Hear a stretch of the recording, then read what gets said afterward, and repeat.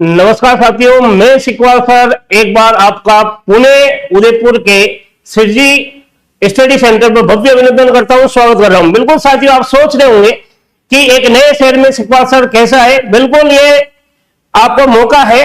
जो भी वागड़ के जो मेरे साथी जो मेरे से पढ़े हुए हैं, जो मेरे ऐसे पढ़कर काफी भर्तियों में सिलेक्ट भी हुए, उनका भव्य अभिनंदन, भव्य स्वागत। बिल्कुल साथियों, आपको ये पहला अवसर है उदयपुर का सिरजी स्टडी सेंटर में मैं सिकवाल सर नियमित आपसे रूबरू होता रहूंगा। बिल्कुल आज मेरा आने का जो उद्देश्य है साथियों, उसका मेन जो पर्पज है, बिल्कुल आपको ये पता हो गया होगा कि वर्तमान में बहुत जल्दी एक ऐसा समय आने वाला है जहां शिक्षक भर्ती का दौर चलेगा। तो उसी को मद्देनजर रखकर मैं बात कर रहा हूं। आज मैं आपके सामने जो चीज लेकर आ रहा हूं, उसमें मनोविज्ञान के ऐसे महत्वपूर्ण प्रश्नों को लेकर आप हम दोनों मिलकर चर्चा करेंगे।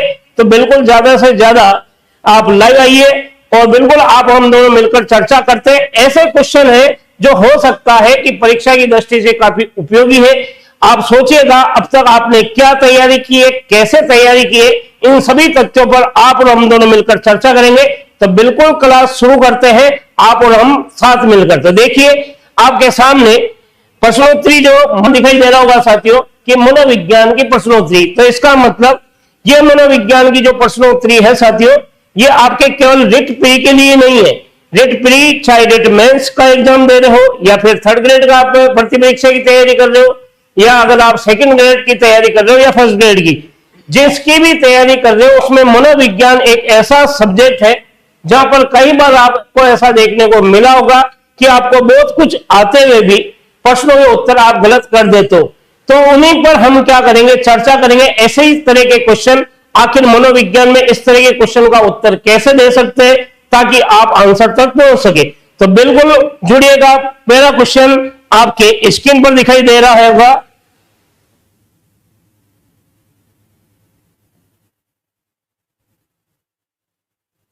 ये देखिएगा, पहला क्वेश्चन है मनोविज्ञान की अवधारणा। बहुत ही महत्वपूर्ण है, शब्द को समझने का प्रयास कीजिएगा कि मनोविज्ञान की अवधारणा प्रस्तुत करने का श्रेय किसको दिया गया, अर्थात इस मनोविज्ञान के कॉन्सेप्ट को सबसे पहली बार किसने दिया। बिल्कुल आपके सामने चार ऑप्शन दिए हुए, चार विकल्प है। पहले विकल्प की यदि बात करता हूं तो ऑप्शन में दिया हुआ अरस्तु। दूसरे नंबर की यदि बात करता हूं तो उसमें एक शब्द दिया हुआ रुडोल्फ गोयकले। तीसरे नंबर की यदि मैं बात कर रहा हूं तो एक शब्द दिया हुआ मेलनथॉन, और चौथे नंबर की यदि बात करता हूं तो थॉर्नडाइक शब्द दिया हुआ। तो बिल्कुल चार विकल्प है। क्वेश्चन बहुत ही बेहतरीन है और ये पिछली भर्ती परीक्षा में भी पूछा गया। बिल्कुल काफी लोग जुड़ गए हुए, बिल्कुल सबका स्वागत है साथियों। महेश जी, आपका भव्य अभिनंदन है, बिल्कुल जुड़िएगा। तो बात कर रहा था मैं इस क्वेश्चन को कि आखिर मनोविज्ञान की अवधारणा की यदि बात करें तो मनोविज्ञान के संप्रत्यय की बात कर रहा हूं मैं। आखिर इसके संप्रत्यय को, इसके कॉन्सेप्ट को किस व्यक्ति ने समझाने का प्रयास किया। तो यदि अपन बात करते हैं अरस्तु की पहला ऑप्शन का, तो ये आंसर साथियों नहीं होगा। अगर आप ये सोच रहे हैं कि मनोविज्ञान की अवधारणा अरस्तु ने दी तो बिल्कुल गलत है, यह आंसर नहीं होगा। फिर अगर आप ये सोचते हैं कि संभवतया रुडोल्फ गोयकले ने दिया होगा तो यह भी आंसर नहीं होगा। रुडोल्फ गोयकले भी मनोविज्ञान की अवधारणा को प्रस्तुत नहीं किया। अब आप ये सोच रहे तो फिर रुडोल्फ गोयकले ने क्या प्रस्तुत किया। बिल्कुल आपने कई किताबों में देखा होगा कि रुडोल्फ गोयकले वो व्यक्ति था जिसने मनोविज्ञान शब्द दिया। क्या दिया था साथियों? मनोविज्ञान शब्द रुडोल्फ गोयकले ने दिया था। यानी कि संप्रत्यय अर्थात अवधारणा प्रस्तुत नहीं की थी। गोयकले ने तो केवल क्या दिया, मनोविज्ञान शब्द को दिया था। और गोयकले ने ये मनोविज्ञान जो शब्द दिया कब दिया था साथियों? 1590 में दिया था।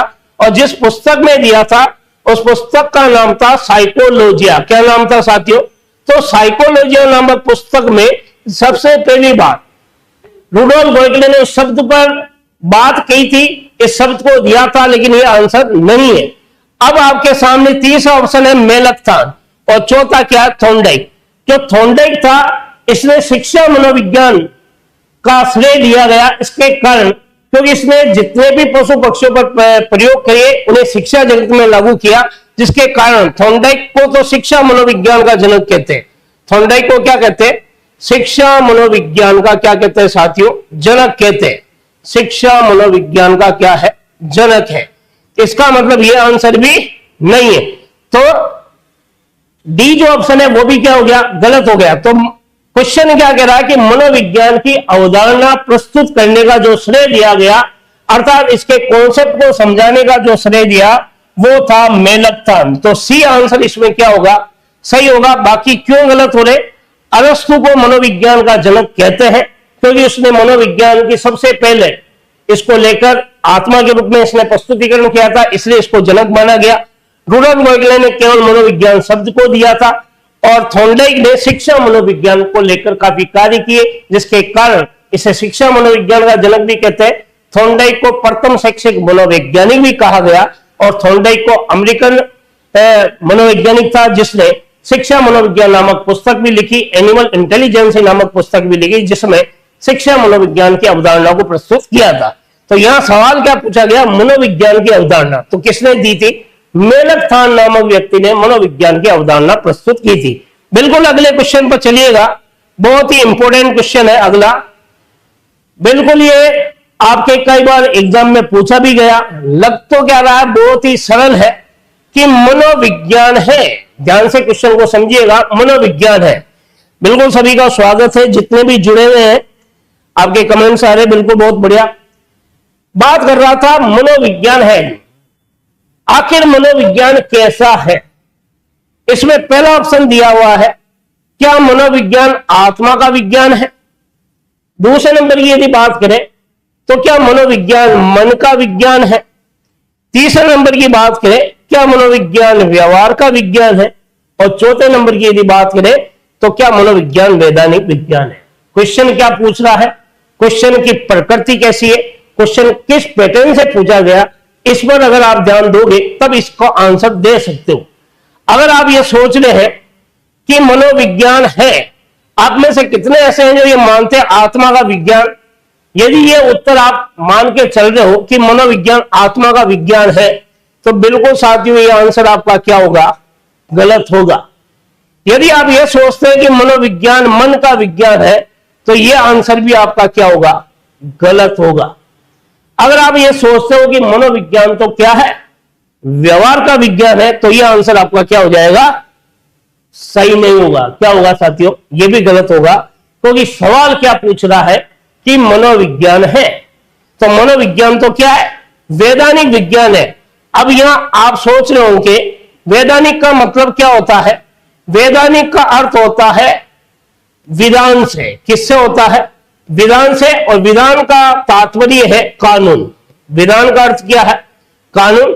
इसका मतलब कानून भी इस बात को स्वीकार करता है कि मनोविज्ञान एक सकारात्मक है, मनोविज्ञान सभी के लिए इंपॉर्टेंस रखता है, मनोविज्ञान व्यक्ति में सकारात्मक दृष्टिकोण उत्पन्न करता है, मनोविज्ञान एक देखा जाए तो व्यवहार के लिए उपयोगी है। तो सभी ने स्वीकार किया, इस दृष्टि से आंसर क्या होगा? डी होगा। अगर क्वेश्चन पूछा जाता कि मनोविज्ञान का शाब्दिक अर्थ क्या है, तब आंसर क्या होता आपका? मन का विज्ञान। यदि क्वेश्चन क्या पूछा जाता? मनोविज्ञान का शाब्दिक अर्थ, तब आप आंसर क्या देते? मन का विज्ञान। यदि क्वेश्चन पूछा जाता कि साइकोलॉजी शब्द का अर्थ, तब आंसर आप क्या देते? आत्मा का विज्ञान। यदि मैं क्वेश्चन आपसे यह पूछता कि मनोविज्ञान को वर्तमान में कहते हैं, तो आंसर क्या होता? व्यवहार का विज्ञान। सवाल क्या पूछा गया कि मनोविज्ञान है, कैसा है? एक वैधानिक विज्ञान है। पिछली भर्ती परीक्षाओं में ये क्वेश्चन पूछा गया है और हो सकता है संभवतः अगले एग्जामों में इस तरह के क्वेश्चन पूछ लिए जाए। तो बिल्कुल आपको दूसरे क्वेश्चन समझ में आ गया होगा, आखिर इसका आंसर चौथा क्यों हुआ। तो विधान का मतलब होता है सभी ने जिसको स्वीकार किया, सार्वभौमिक जिसकी सत्ता है, सकारात्मक दृष्टिकोण से युक्त है, जिसके कारण मनोविज्ञान क्या है? एक वैधानिक विज्ञान की क्या दी गई? इसे संज्ञा दी गई। अगले क्वेश्चन पर चलिएगा मेरे साथ। क्वेश्चन नंबर 3 बहुत ही महत्वपूर्ण कथन है और कई बार ये कथन एग्जाम में पूछा भी गया है। क्वेश्चन को समझिएगा, मनोविज्ञान का अतीत बहुत लंबा है। मनोविज्ञान का अतीत क्या है? अतीत बहुत क्या है? लंबा है, जबकि इसका इतिहास बहुत ही छोटा है। इस कथन के या उक्त कथन के आखिर प्रतिपादक कौन है? ये एक एग्जाम में पूछा हुआ सवाल है। यानी मनोविज्ञान का अतीत क्या है? बहुत लंबा है। इस प्रश्न को सुनते ही आपके दिमाग में आना चाहिए कि मनोविज्ञान का इतिहास के विकास के इतिहास कालखंड से यह सवाल पूछा हुआ है। इसका अतीत क्या है? बहुत लंबा है, क्योंकि ये तो अरस्तु के समय काल से चला आ रहा है और दर्शन शास्त्र के अंतर्गत ये जुड़ा हुआ था। तो इसका मतलब इसका अतीत तो क्या हो गया? बहुत ही क्या होगा? लंबा। किससे जुड़ा हुआ था ये? दर्शन से जुड़ा हुआ था। लेकिन इसका इतिहास क्या है? छोटा। इतिहास क्यों छोटा है? क्योंकि इसको कालक्रम के अंतर्गत क्या किया गया? बांटा गया। कालक्रम के अनुसार क्या किया गया? कालक्रम के अनुसार वर्गीकृत करने के कारण इसका इतिहास क्या हो गया? इतिहास क्या हो गया? छोटा हो गया। इतिहास कैसा हुआ? छोटा हो गया। इस दृष्टि से अब इस कथन को किसने दिया? पहला ऑप्शन है, क्या यह कथन रायबर्न का है? क्या यह कथन जॉन लॉक का है? क्या यह कथन एबिंगास का है? या यह कथन विलियम वुंट का है? 4 ऑप्शन है। बिल्कुल रायबर्न ने जो कथन कहा वो ये कथन नहीं है। रायबर्न का यह मानना है, यदि मनोविज्ञान को यदि हमें इसके इतिहास को समझना है तो उसे काल कर्म के अनुसार हमें क्या करना पड़ेगा? अध्ययन करना पड़ेगा। यह कथन तो किसने कहा? रायबर्न ने। इसका मतलब ये ऊपर वाला कथन रायबर्न का नहीं है। फिर है John Locke. John Locke answer इसलिए नहीं होगा क्योंकि जॉन लॉक ने एक तो शिक्षा को लेकर कथन कहा और एक जॉन लॉक ने बच्चों को लेकर एक कथन कहा। जॉन लॉक वही व्यक्ति है जिसने एक बात कही थी, शिशु का मस्तिष्क कोरे कागज के समान है। तो जॉन लॉक का कथन क्या था? शिशु का मस्तिष्क कोरे कागज के समान है। कागज के समान है, इसका मतलब एक तरह से कोरी स्लेट है। यह बात किसने कही थी? जॉन लॉक ने। तो इसका मतलब यह भी नहीं होगा और आंसर जो होगा वो सी होगा, क्योंकि विलियम वुंट आंसर होगा नहीं। क्योंकि विलियम वुंट ने क्या कहा था? इसने मनोविज्ञान को प्रयोगात्मक विज्ञान की संज्ञा दी। इसने क्या किया? मनोविज्ञान को क्या किया? प्रयोगात्मक मनोविज्ञान की संज्ञा दी। इसका मतलब प्रयोगात्मक मनोविज्ञान का जनक कौन है? यह भी विलियम वुंट है। यह वही व्यक्ति है साथियों। यहां पर बहुत सारे सवाल तैयार हो रहे हैं। इसने 1879 में विश्व की मनोविज्ञान की पहली प्रयोगशाला स्थापित की। 1879 में क्या किया? विश्व की मनोविज्ञान की प्रथम प्रयोगशाला स्थापित की थी। अब यह स्थापित कहां की थी? जर्मनी में स्थापित की थी। कई बार यह शहर का नाम भी पूछा एग्जाम में कि जर्मनी में। और जर्मनी के किस शहर की बात करें तो देश तो क्या हो गया? जर्मनी, और शहर हो गया लिप्जिंग। क्या हो गया साथियों? लिप्जिंग शहर में स्थापित की। जब यह प्रयोगशाला स्थापित की थी उस समय इस प्रयोगशाला का जो नामकरण था साथियों, इसे केवल मनोविज्ञान का प्रशिक्षण केंद्र कहा गया। Psychologic institute of training centre के रूप में इसे पहचान मिली। वर्तमान में इस प्रयोगशाला को कार्ल मार्क्स विश्वविद्यालय के रूप में पहचान मिली है। वर्तमान में इसे किस नाम से जानते हैं? इस प्रयोगशाला को कार्ल मार्क्स विश्वविद्यालय के रूप में इसको पहचान मिली हुई। इसका मतलब यहां पर कितने सारे सवाल हो गए एक क्वेश्चन के साथ ही, कि रायबर्न ने तो कहा यदि मनोविज्ञान को हमें समझना है, इसके इतिहास को, तो कालक्रम के अनुसार समझना है। जॉन लॉक ने शिशु का मस्तिष्क कोरे कागज के समान बताया है और विलियम वुंट ने मनोविज्ञान को प्रयोगात्मक विज्ञान की संज्ञा दी। एबिंगास वो व्यक्ति है जिसने मनोविज्ञान को के बारे में यह कहा कि मनोविज्ञान का अतीत क्या है? बहुत ही लंबा है और इतिहास बहुत ही क्या है? छोटा। तो सी आंसर क्या हो जाएगा साथियों? ये जो सी आंसर है वो बिल्कुल क्या होगा? सही होगा। तो एग्जाम में इस तरह के कथन कई बार पूछ लिए जाते हैं। बिल्कुल आपको पसंद आया होगा ये क्वेश्चन। और अगले क्वेश्चन पर अपन चलते हैं। क्वेश्चन नंबर 4 बिल्कुल आपके मोबाइल के स्क्रीन पर है। क्वेश्चन नंबर 4, मनोविज्ञान का जनक कई बार आपने सुना है इसको कि मनोविज्ञान का जनक कौन है? अरस्तु है। ये किसने बताया है? अब तक आपने जो सवाल पढ़े ना, वो क्या पढ़ा है कि मनोविज्ञान का जनक है, तो आपने तुरंत क्या बोलते हो? अरस्तु है। लेकिन मनोविज्ञान का जनक अरस्तु है, ये बात किसने कही? ये सवाल पूछा जा रहा है। यहां पर क्वेश्चन क्या पूछ रहा है? दिखता तो बहुत ही सरल है। क्या दिख रहा है कि मनोविज्ञान का जनक है कौन है? कि अरस्तु है। लेकिन ये बात किसने कही? इसका अगर इन चार ऑप्शन की बात करें, एक ऑप्शन तो है जॉन डीवी, जिसको डीवी भी कहते हैं, एक ऑप्शन एडम्स है, एक ऑप्शन वापिस जॉन लॉक है, एक ऑप्शन आपके क्या केलर है। तो ये चार व्यक्तियों के नाम है। बिल्कुल आप लोगों को कमेंट्स आ रहे हैं, बिल्कुल जुड़िए, सबका स्वागत है। मैं कमेंट्स नहीं देख पा रहा हूं पूरे। तो बात कर रहा था कि मनोविज्ञान का जनक अरस्तु है, इस बात को किसने कहा? तो जॉन डीवी जो था साथियों, ये एक शिक्षा शास्त्री भी रहा है, एक दार्शनिक विचारधारा से काफी इसका जुड़ाव रहा है। और जॉन डीवी जिसने शिक्षा को द्विमुखी प्रक्रिया बताया। शिक्षा को क्या माना इसने? शिक्षा को द्विमुखी प्रक्रिया शुरुआती दौर में बोला था, बाद में शिक्षा को क्या मान लिया था इसने आगे चलकर? त्रिमुखी प्रक्रिया। और शिक्षा को द्विमुखी प्रक्रिया तो एडम्स ने भी कहा था। शिक्षा को द्विमुखी प्रक्रिया किसने कहा था? एडम्स ने भी कहा था। तो जॉन डीवी और एडम्स, ये दो व्यक्ति थे जिसने शिक्षा को द्विमुखी त्रिमुखी प्रक्रिया के रूप में समझाया।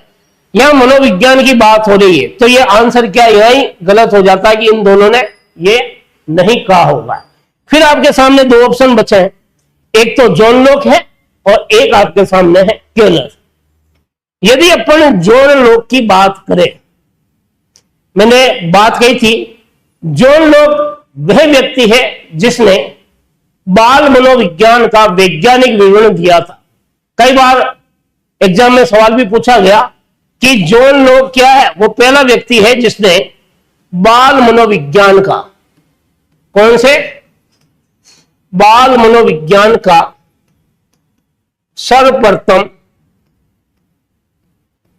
वैज्ञानिक या सर्वप्रथम वैज्ञानिकता की ओर लेकर गया था और लेकर गया। और आपकी बातों में यदि बात करूं आपकी भाषा में, तो बाल मनोविज्ञान का सर्वप्रथम वैज्ञानिक विवरण प्रस्तुत किया था। तो यहां पर मनोविज्ञान के जनक की बात हो रही, तो यह आंसर भी फिर क्या होगा? नहीं होगा। तो आपके सामने केवल चौथा आंसर है केलर।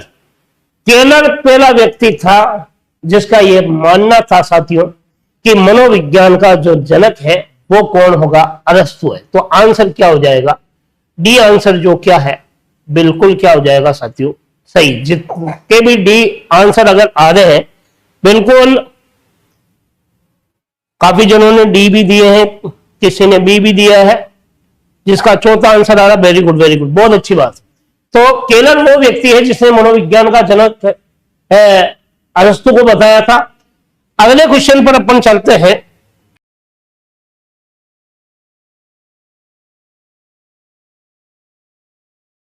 Question number 5। हो सकता है ये क्वेश्चन आपके पहली बार देखने को मिला हो।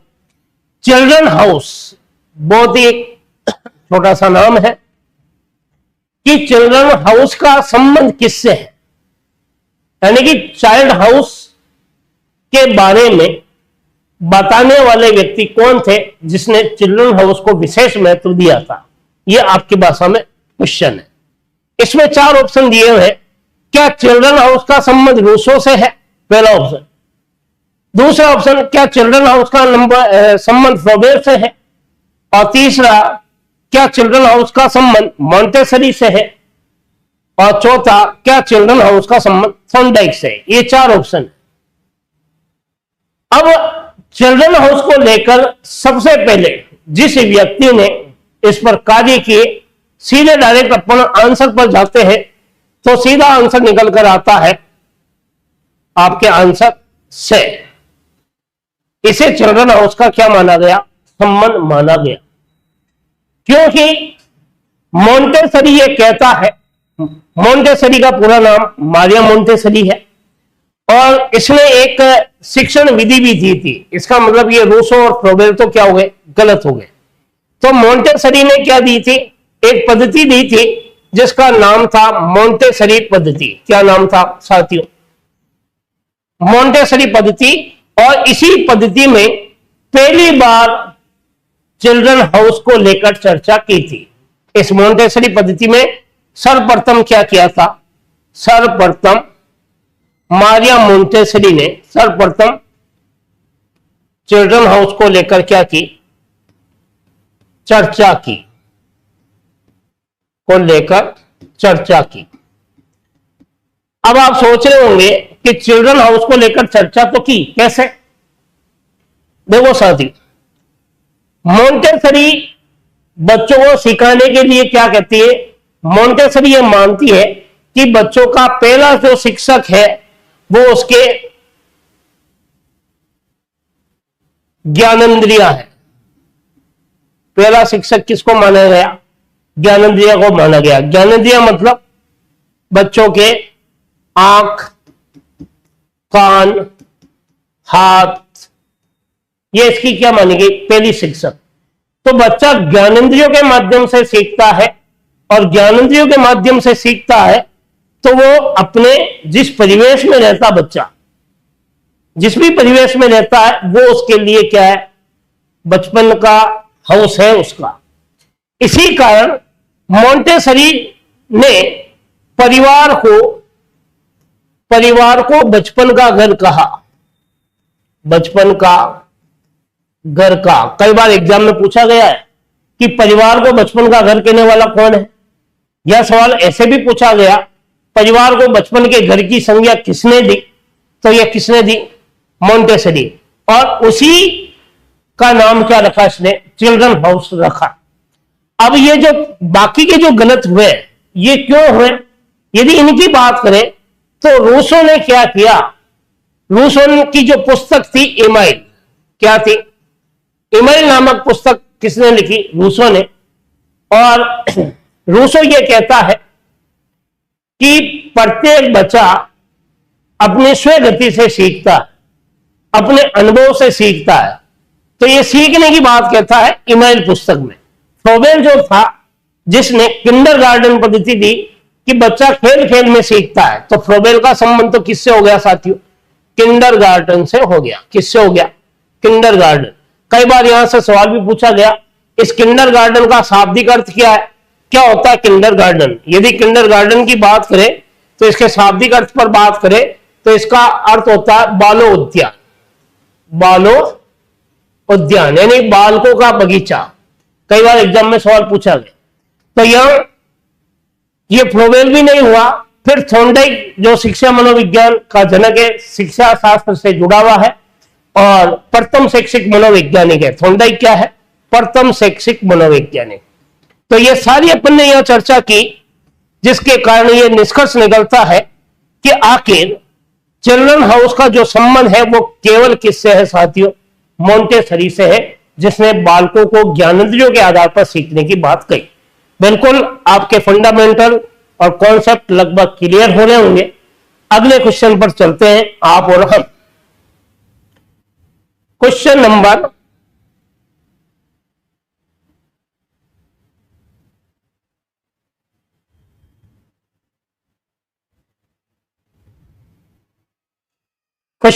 6। बिल्कुल जबरदस्त है क्वेश्चन नंबर 6। एग्जाम में कई बार पूछा भी गया, संभव से पूछा भी जा सकता है। जितने भी साथी उपस्थित हुए हैं उन सबका बहुत बहुत आभार। ज्यादा से ज्यादा इस वीडियो को लाभ और जुड़िएगा इसमें और शेयर कीजिएगा। हम बात कर रहे हैं आउटलाइन ऑफ साइकोलॉजी। एक शब्द यहां दिया हुआ है आउटलाइन ऑफ साइकोलॉजी, अर्थात मनोविज्ञान की रूपरेखा। इसका हिंदी रूपांतरण क्या है, आउटलाइन ऑफ साइकोलॉजी मतलब मनोविज्ञान की रूपरेखा। तो ये एक पुस्तक है, इस पुस्तक के रचनाकार कौन है, आखिर इस पुस्तक को किसने लिखा। तो यहां पर पहला ऑप्शन है मैकडगल।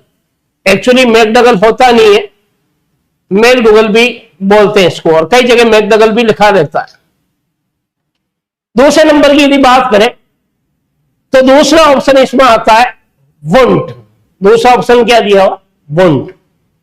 तीसरे नंबर की यदि अपन चर्चा करते हैं तो एक शब्द आ रहा है विलियम जेम्स। क्या आ रहा है साथियों? William James. और चौथे नंबर पर आता है जॉन डीवी। क्या नाम आ रहा है? John Dewey. तो बिल्कुल ये चार ऑप्शन आपको दिखाई दे रहे हैं। बहुत ही इजी सवाल पूछा हुआ है कि आउटलाइन ऑफ साइकोलॉजी पुस्तक के रचनाकार कौन है। दिखने में तो क्या है? बहुत इजी है, लेकिन अब आप उत्तर तक अगर आप पहुंचने का प्रयास करते हो तो देखिएगा आपके हिसाब से यदि इस बार अपन नीचे से चलते हैं, कहां से? नीचे से ऊपर की ओर चलते हैं कि चौथा ऑप्शन को यदि कोई मानता है कि आउटलाइन ऑफ साइकोलॉजी पुस्तक के रचनाकार जॉन डीवी है तो यह आंसर नहीं होगा। अब आप सोच रहे होंगे क्यों नहीं होगा? क्योंकि जॉन डीवी ने जो पुस्तक लिखी थी उस पुस्तक का नाम है how we think. John Dewey की पुस्तक का नाम क्या है? How we think. हम कैसे सोचते हैं। तो यह आंसर होगा नहीं। विलियम जेम्स की यदि पुस्तक की बात करूं तो विलियम जेम्स भी आंसर नहीं होगा, क्योंकि outline of psychology William James ने भी नहीं लिखी। विलियम जेम्स ने जो पुस्तक लिखी है वो लिखी है साथियों आपके प्रिंसिपल ऑफ साइकोलॉजी। क्या लिखा है? Principle of psychology. तो विलियम जेम्स की पुस्तक का नाम क्या आ गया? प्रिंसिपल ऑफ साइकोलॉजी, जो कि 1890 के आसपास लिखी गई थी। काफी लोकप्रिय पुस्तक है ये।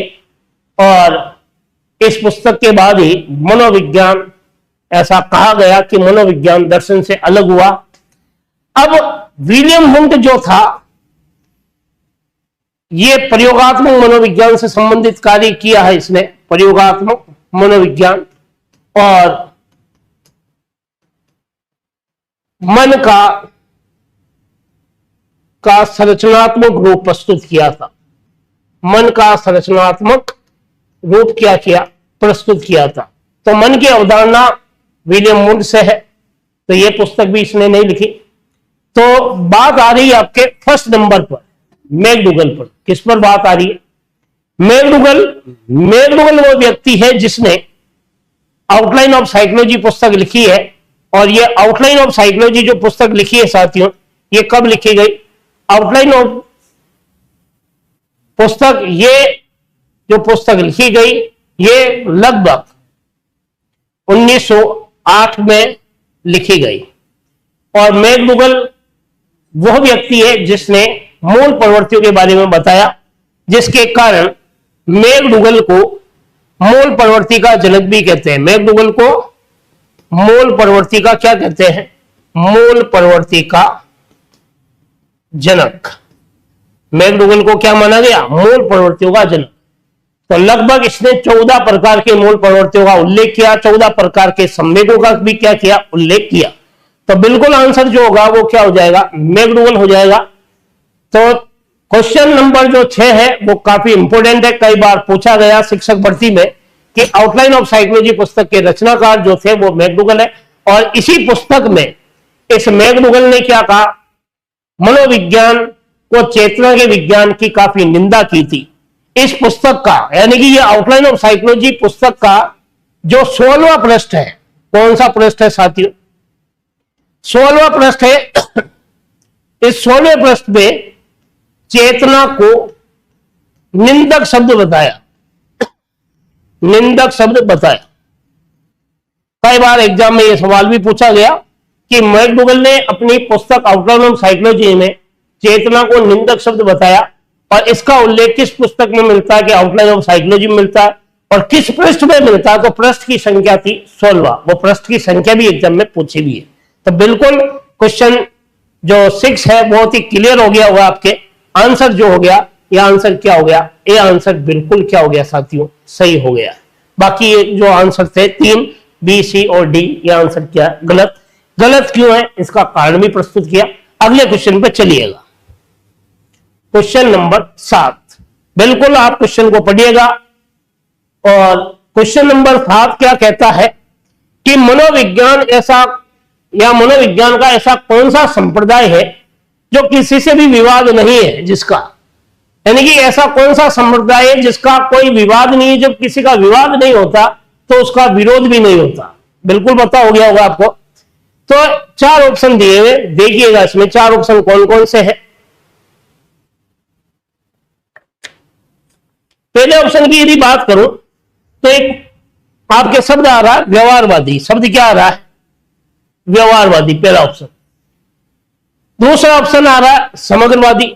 तीसरा ऑप्शन आ रहा संरचनावादी और चौथा ऑप्शन आ रहा मनोविश्लेषणवादी। 4 ऑप्शन है।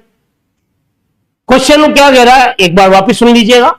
मनोविज्ञान का ऐसा कौन सा संप्रदाय है जिसकी किसी संप्रदाय के साथ विरोधाभास नहीं है, विरोध नहीं है? मनोविज्ञान के संप्रदाय, शब्द क्या आया साथियों? संप्रदाय आया। पहले तो ये सोचिए आप, आखिर संप्रदाय किसे कहते हैं? क्या होता है संप्रदाय? तो संप्रदाय की यदि मैं बात करूं तो संप्रदाय का अर्थ है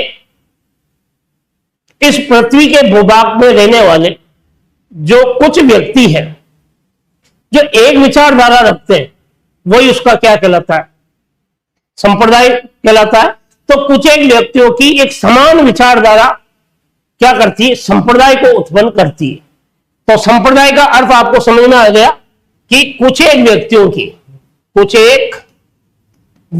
की समान विचारधारा, समान क्या है? विचारधारा संप्रदाय को क्या करती है? उत्पन्न करती है। क्लियर? अब ऐसा कौन सा संप्रदाय है जिसका किसी से विरोध नहीं है? बिल्कुल चाय भी लीजिएगा मेरे साथ, साथ साथ आनंद लीजिए। आखिर क्यों विरोध नहीं है? ऐसा क्या कारण है उस व्यक्ति में जिसका विरोध ही नहीं हो रहा? आपने देखा होगा, अपन कोई चीज सामान लेने जाते हैं तो सब्जी वाले से ही या व्यापारी से भी अपना विरोध हो जाता है या अपन उसका विरोध कर देते हैं। तो ऐसी विचारधारा वाले व्यक्ति कौन थे जिसका अन्य संप्रदाय से कोई विरोध ही नहीं हुआ? आपने निजी जिंदगी में कई बार देखा होगा, बहुत सारे कमेंट आ रहे हैं। बिल्कुल, कोई डी कह रहा, कोई बी कह रहा, बिल्कुल भी आंसर तक जाएंगे। तो आपने देखा होगा कि अपन निजी जिंदगी में कोई मेडिकल की दुकान लगाता है तो उसका पड़ोस वाले मेडिकल से तो निश्चित क्या होता है? विरोध होता है। तो यह संप्रदाय है, जब इतने व्यक्तियों ने एक संप्रदाय को निर्माण किया तो दूसरे संप्रदाय से तो उसका नेचुरल क्या है? विरोध होता है। लेकिन इनमें से यह पूछा गया ऐसा कौन सा संप्रदाय जिससे का किसी का विरोध ही नहीं? तो उसकी यदि बात करें तो व्यवहारवादी संप्रदाय का विरोध तो रहा है, क्योंकि व्यवहारवाद संप्रदाय बाद में आया और उसने लास्ट में यह कहा कि मनोविज्ञान तो केवल व्यवहार पर आधारित है। तो इसने दूसरों का विरोध करके ही तो इस संप्रदाय की क्या हुई? स्थापना हुई। तो इसका तो क्या रहा? विरोध। समग्रवादी आया तो इसने भी किसी ना किसी संप्रदाय का विरोध करके उत्पन्न हुआ। उसके बाद सर्वप्रथम संरचनावादी था और सर्वप्रथम था तो इसका तो सब विरोध करके आ रहे थे। तो एकमात्र मनोविश्लेषणवादी है जिसका विरोध नहीं हुआ। तो पहले तो यह सोचिएगा, मनोविश्लेषण संप्रदाय के मुख्य प्रवर्तक कौन है? बहुत ही इंपॉर्टेंट सवाल है साथियों। यहां पर बहुत सारे सवाल तैयार होंगे। मुख्य प्रवर्तक या इसका प्रमुख सूत्रधार कौन था? सूत्रधार, तो इसका प्रमुख सूत्रधार जो था वो सिगमंड फ्राइड था साथियों। कौन था? Sigmund Freud. सिगमंड फ्राइड इस मनोविश्लेषण संप्रदाय का सूत्रधार रहा है और यह मूलतः वियना का था। वियना का मनोचिकित्सक था। क्या था साथियों? मनोचिकित्सक। यहां जितने शब्द बोले ना, ये सारे सवाल के रूप में भी पूछे हुए कि सिगमंड फ्राइड कहां का था? कि वियना का। तो ये मनोवैज्ञानिक होने से पहले क्या था? कि मनोचिकित्सक था। एक बात और बता देता हूं, मनोविज्ञान में जितने भी साइकोलॉजिस्ट हुए हैं साथियों, जो भी मनोवैज्ञानिक हुए वो अधिकतर मनोचिकित्सक ही थे। ठीक है, तो मुख्य प्रवर्तक इसका कौन था? सिगमंड फ्राइड था। इसके और कौन से व्यक्तियों ने इसके साथ दिया था सिगमंड फ्राइड का? तो इसका एक शिष्य था। सिगमंड फ्राइड का क्या था? एक शिष्य था और उसका नाम था जुंग। क्या नाम था? जुंग। जुंग इसका शिष्य था। बिल्कुल चाय के साथ चुस्की लेते हुए आंसर तक तो आप ऐसे पहुंच गए हैं। अब आपके सामने तीसरा है संरचनावादी। वो गलत क्यों है? संरचनावादी संप्रदाय का मुख्य जो सूत्रधार था वो तो साथियों आपके विलियम वुंट था। कौन था? William Wundt. ये इसका क्या माना गया? सूत्रधार, मुख्य प्रवर्तक था ये। और टिचनर इसका शिष्य था। विलियम वुंट के शिष्य का नाम क्या आ गया? टिचनर। टिचनर ने तो विलियम वुंट की मृत्यु जब हुई तब उसने यह तक कह दिया कि मनोविज्ञान में जितने भी मनोवैज्ञानिक हुए हैं उनको मनोविज्ञान से उतनी क्षति नहीं हुई है जितनी विलियम वुंट की मृत्यु से हुई है। ये अपने गुरु के लिए इसने ये शब्द भी कहे। समग्रवादी संप्रदाय का एक नाम गेस्टोलवाद भी है। समग्रवाद को क्या कहते हैं साथियों? गेस्टोलवाद। और इस संप्रदाय के समर्थकों की यदि मैं बात करूं तो एक नाम आता है मैक्स वर्दीमान। क्या नाम आता है? मैक्स वर्दीमान। यह मुख्य प्रवर्तक था। समर्थक में कोलर और कोल का नाम भी आता है। तो बिल्कुल ये इससे जुड़े हुए हैं। और व्यवहारवाद की यदि बात करें तो एक नाम आता है वाटसन। क्या नाम आता है? वाटसन। तो बिल्कुल आंसर जो हो गया वो आपके क्या हो गया? मनोविश्लेषणवाद। जब संप्रदाय को कक्षा में अपन पढ़ेंगे तो उस पर सारे संप्रदायों की चर्चा करेंगे। तो बिल्कुल ये क्वेश्चन एग्जाम में पूछा गया है। सेकंड ग्रेड में यह सवाल पूछा गया है। इसके अलावा राजस्थान में रिट के अलावा अदर स्टेट में भी तो टेट वगैरह होती है, तो वहां पर भी इस तरह के क्वेश्चन पूछे गए हैं। अगले क्वेश्चन पर चलते हैं। क्वेश्चन नंबर 8 देखिएगा आपके मोबाइल की स्क्रीन पे, बहुत ही इंपॉर्टेंट है। किस विद्वान ने बालक के मन को एक मोम की तख्ती के समान बताया है? बहुत ही उच्च कोटि का सवाल है। अगर आप दिमाग लगाओगे तो उत्तर तक पहुंच जाओगे।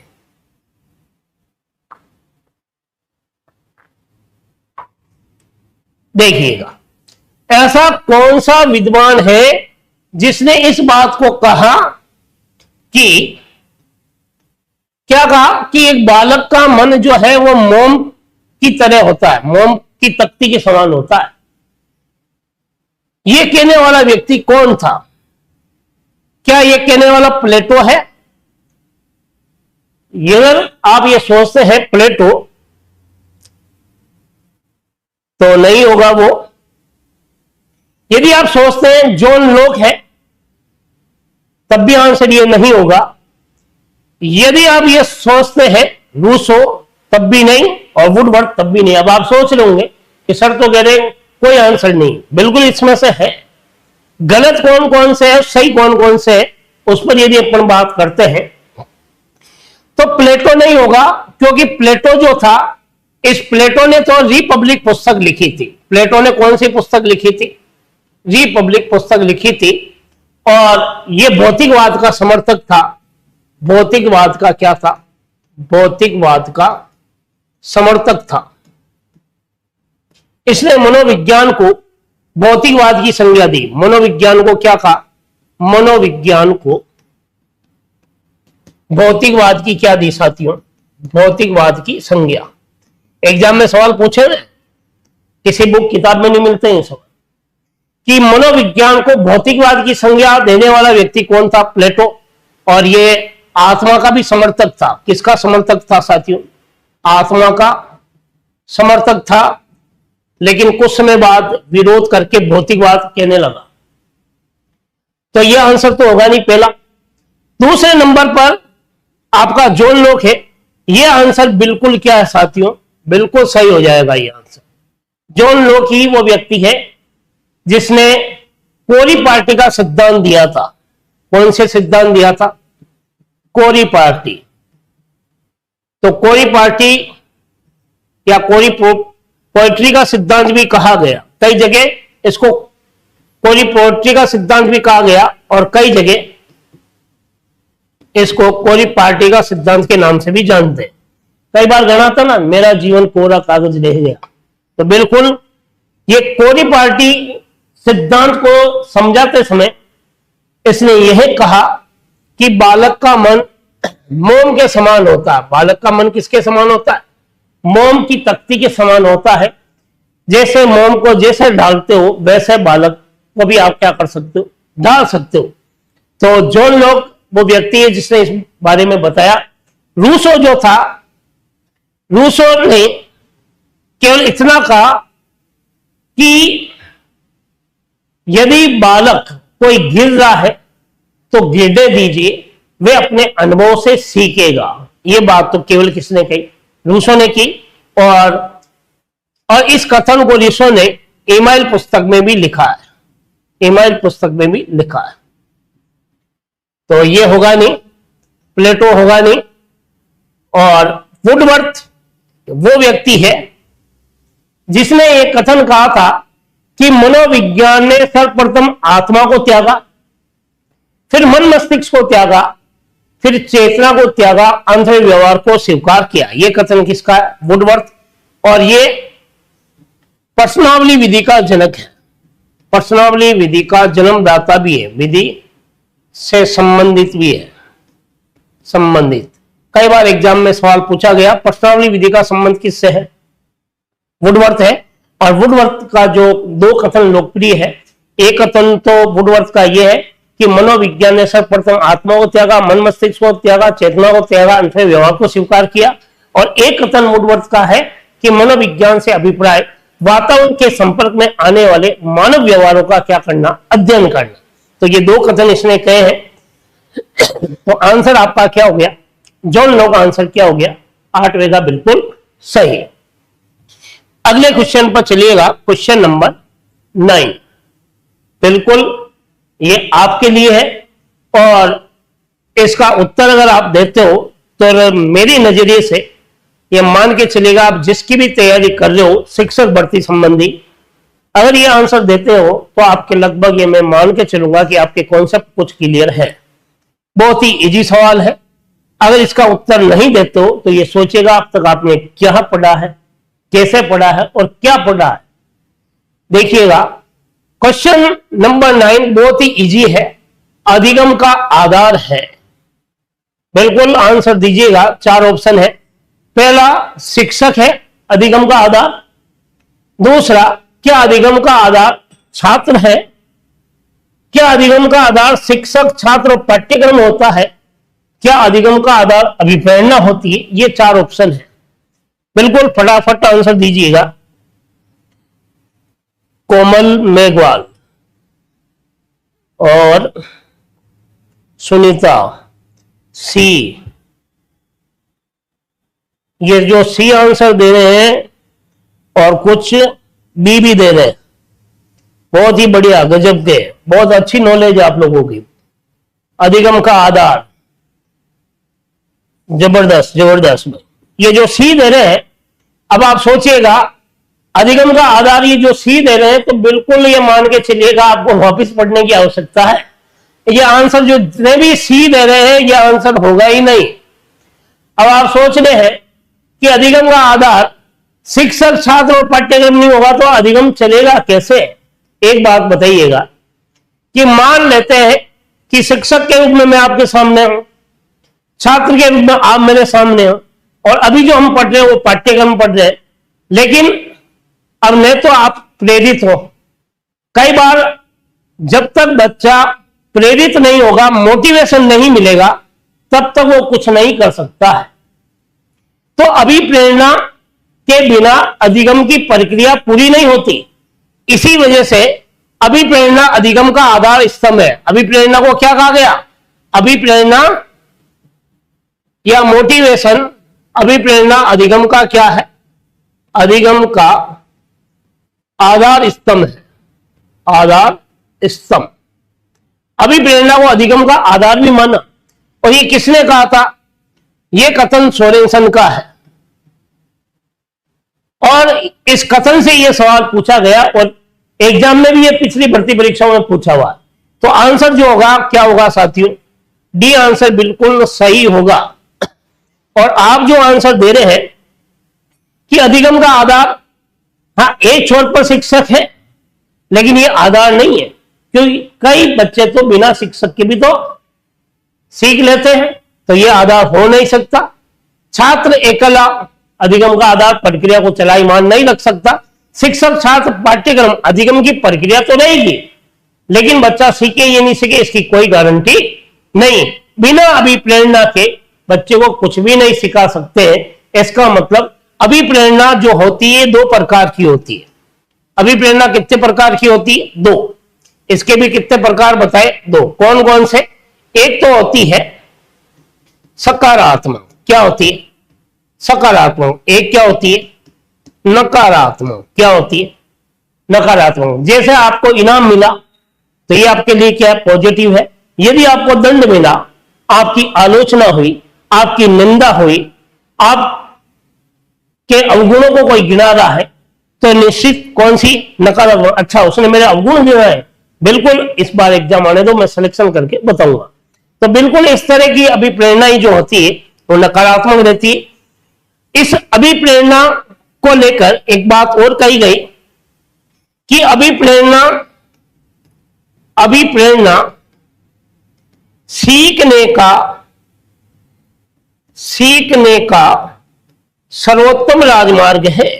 सर्वोत्तम राजमार्ग है, यानी कि अभिप्रेरणा को सीखने का सबसे उत्तम मार्ग भी बताया गया, सबसे अच्छा तरीका भी बताया गया। और यह कथन जो कहा वो था स्किनर। किसने कहा था? स्किनर ने कहा।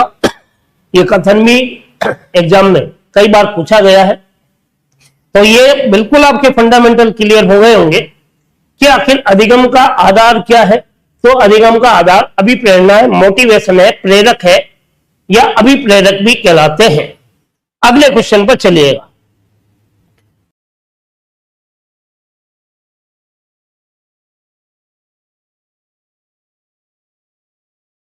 नंबर 10, ध्यान से पढ़िएगा।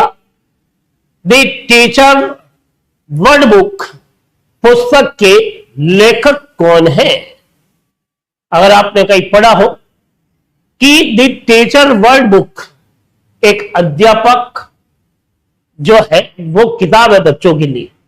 इस संसार रूपी जगत में टीचर सदैव बच्चों के लिए क्या है? एक पुस्तक के रूप में कार्य करता है। तो इस पुस्तक के रचनाकार कौन है? क्या थॉर्नडाइक साहब है, क्या टर्मन है, या प्रोफेसर कुक है, या टाइलर है? बिल्कुल 4 ऑप्शन है। अगर आपने किताब को कहीं पढ़ा हो, बिल्कुल आपके कमेंट आ रहे हैं। देखिएगा क्वेश्चन नंबर 10 का आंसर क्या होगा, फटाफट उत्तर दीजिए। क्वेश्चन नंबर 10, यदि आप आंसर दे रहे हो थॉर्नडाइक, तो ये आंसर सही होगा या गलत होगा ये बाद में बताएंगे। यदि आप आंसर दे रहे हो टर्मन, यदि आंसर कुक दे रहे हो और आंसर टाइलर दे रहे हो, तो बिल्कुल टाइलर नहीं होगा। क्यों? टाइलर ने तो केवल कालक्रम के अनुसार वर्गीकरण करने की बात कही। तो टाइलर का संबंध मनोविज्ञान के विकास के इतिहास से है। इतिहास से,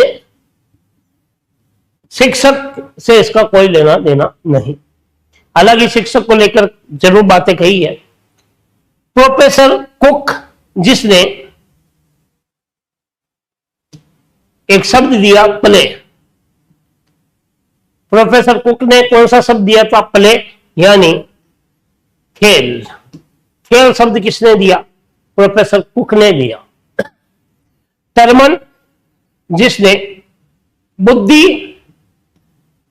लब्धि शब्द दिया, बुद्धि लब्धि शब्द बाद में सूत्र के रूप में भी काफी लोकप्रिय हुए, इंटू 100 जोड़ने का श्रेय भी दिया गया बुद्धि सूत्र में, यानी ये सूत्र कौन सा, बुद्धि सूत्र में इंटू 100 जोड़ने का श्रेय भी, श्रेय किसको दिया, टर्मन को दिया गया दशमलव जोड़ने का। तो शेष कौन बचा आपके सामने, थॉर्नडाइक। तो थॉर्नडाइक ने लगभग बहुत सारी पुस्तकें लिखी है। आपको केवल थॉर्नडाइक की शिक्षा मनोविज्ञान नामक पुस्तक का पता है, आपको थॉर्नडाइक की एनिमल इंटेलिजेंसी नामक पुस्तक का पता है, लेकिन क्या थॉर्नडाइक ने द टीचर वर्ड बुक लिखी, ये नहीं पता। तो बिल्कुल ये आपके जो अदर स्टेट के जो एग्जाम हुए हैं टेट के, उसमें ये क्वेश्चन पूछा गया। दी टीचर वर्ड बुक पुस्तक के रचनाकार जो है ये थॉर्नडाइक साहब ही थे, जिन्होंने संसार में अध्यापक एक बालकों के लिए क्या क्या करता है, किस तरह से उनको सिखाने का प्रयास करता है, इन सभी तथ्यात्मक जानकारी इस पुस्तक में दी गई है। तो बिल्कुल आंसर आपके क्या हो गया, ए ऑप्शन बिल्कुल क्या हो गया साथियों, ये सही हो गया है। अगले क्वेश्चन पर चलिएगा।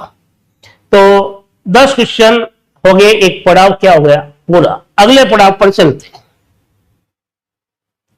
क्वेश्चन नंबर 11 बिल्कुल इंपॉर्टेंट है ये सवाल, और रिट के ही सिलेबस से पर आधारित है, और रिट का जो अंतिम टॉपिक है उसमें से यह सवाल पूछा गया।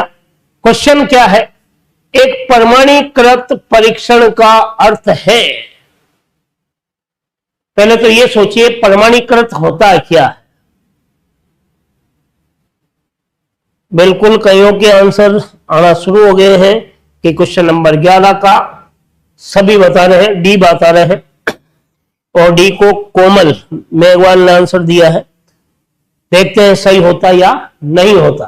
देखिएगा, एक प्रमाणीकृत परीक्षण की यदि मैं बात कर रहा हूं तो प्रमाणीकृत की मानकता की कौन कौन सी कसौटी है, तो उसमें 4 तरह की कसौटियां बताई गई है। देखिए इसमें वो है या नहीं। एक प्रमाणीकृत परीक्षण क्या विश्वसनीयता से युक्त होना चाहिए, होना चाहिए बिल्कुल, यह आंसर क्या हो गया सही। क्या एक प्रमाणीकृत परीक्षण वैधता से युक्त होना चाहिए, बिल्कुल यह भी होना चाहिए। क्या एक प्रमाणीकृत परीक्षण मानकता की कसौटी पर होना चाहिए, होना चाहिए, तीनों सही है। इसका मतलब आंसर क्या होगा, डी आंसर बिल्कुल क्या माना जाएगा, यह सही माना जाएगा। तो आंसर क्या हो गया इसका, डी बिल्कुल सही। अब आप सोचिए आखिर विश्वसनीयता होती क्या है, किसे कहते हैं विश्वसनीयता। यहां से एक सवाल एग्जाम में पूछा गया, विश्वसनीयता का संबंध किससे है। सवाल क्या था, विश्वसनीयता, विश्वास करने की नीयत। मान लेते हैं आपके नंबर आए, एग्जाम दिया 10 में से 9, आपने रीटोटल की, आपके नंबर आए 10 में से 9, तो वो क्या है विश्वसनीय। इसका मतलब विश्वसनीयता का जो संबंध है साथियों वो किससे है, अंक से है, यानी मात्रा से है। किससे है, मात्रा से। ये एग्जाम में पूछा गया सवाल कि विश्वसनीयता का संबंध किससे है, अंक से है, शिक्षक से है, छात्र से है, या उपयोग सभी से है। तो आंसर क्या था, अंक। और वैधता का संबंध किससे है, यह भी पूछा गया।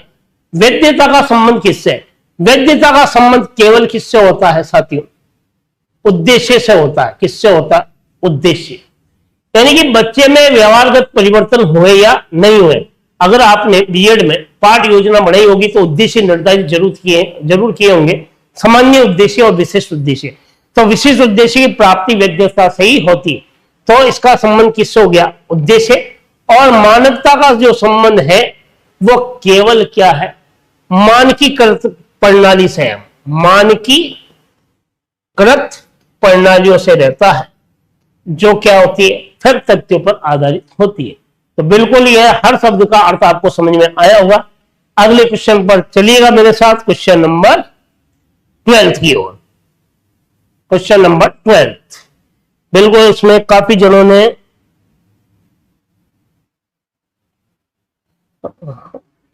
पूछ रहे हैं आपका नेम।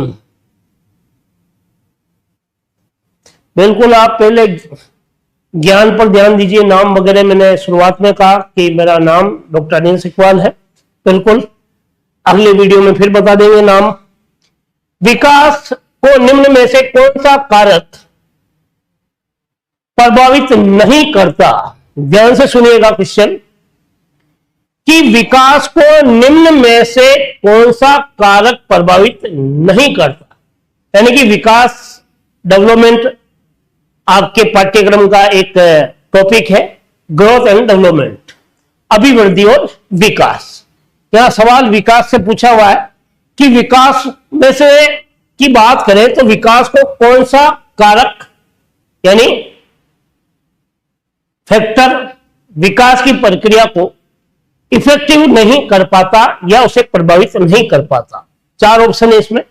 क्या प्रजाति या अंत्यग्रंथि, रोग, स्थिरता? ये 4 ऑप्शन है, फटाफट उत्तर दीजिएगा साथियों।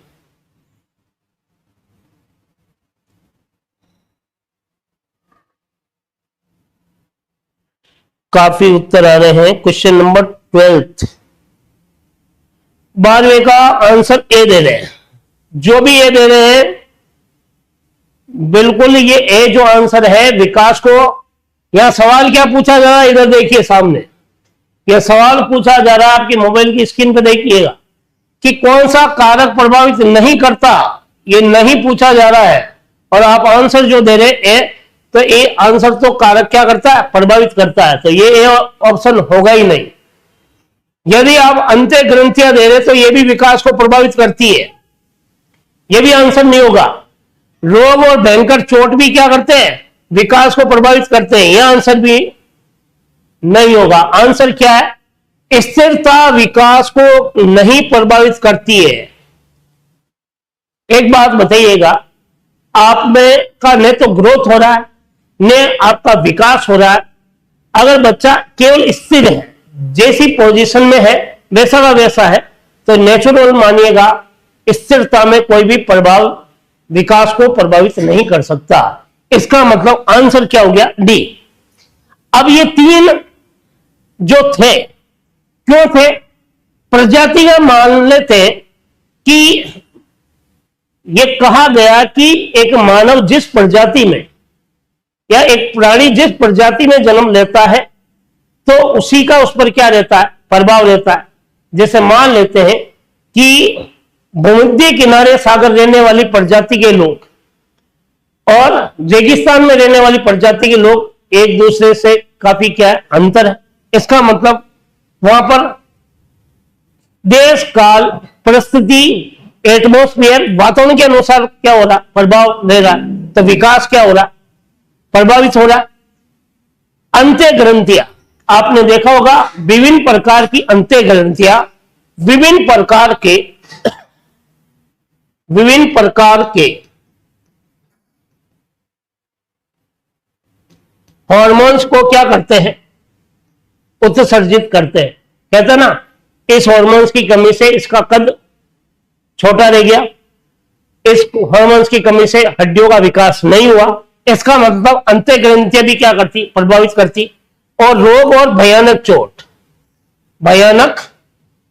चोट मान ले, वे रोग मान ले, ये भी विकास को क्या करते हैं, प्रभावित। कहते हैं ना कि मेरे 3 संतानें थी, प्रथम संतान इंटेलिजेंट था, द्वितीय संतान इंटेलिजेंट और तीसरी संतान भी इंटेलिजेंट थी, लेकिन इसके सिर पर चोट लगने के बाद से इसका एम्पलीफायर खराब हो गया और आज ये मंद बुद्धि के रूप में हो गया।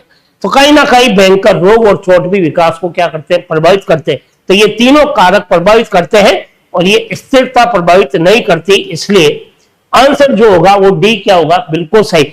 इसमें डी आंसर देने वालों में गिरिराज जी जोशी है, बिल्कुल सही है। और काफी ने तो डी दिया है। बिल्कुल अगले क्वेश्चन पर चलिएगा। क्वेश्चन नंबर 13 क्वेश्चन की यदि अपन बात कर रहे हैं, शिक्षा में मनोवैज्ञानिक दृष्टिकोण का सूत्रपात किसने किया? ये कम से कम 4 से 5 बार एग्जाम में सवाल पूछा हुआ है। शिक्षा में मनोवैज्ञानिक, ध्यान से क्वेश्चन को सुनिएगा, कि शिक्षा में मनोवैज्ञानिक दृष्टिकोण का सूत्रपात किसने किया? नीचे से चलते हैं। क्या शिक्षा में मनोवैज्ञानिक दृष्टिकोण का सूत्रपात थॉर्नडाइक ने किया, क्या मोंटेसरी ने किया, या मेकाले ने किया, या रूसो ने किया? यदि मैं शिक्षा में मनोवैज्ञानिक दृष्टिकोण की बात कर रहा हूं तो इस दृष्टिकोण का सूत्रपात करने वाला जो व्यक्ति था साथियों, आंसर डायरेक्ट यदि बात कर रहा हूं तो आंसर क्या होगा? रूसो। रूसो प्रथम व्यक्ति था। रूसो क्या था? प्रथम व्यक्ति था जिसने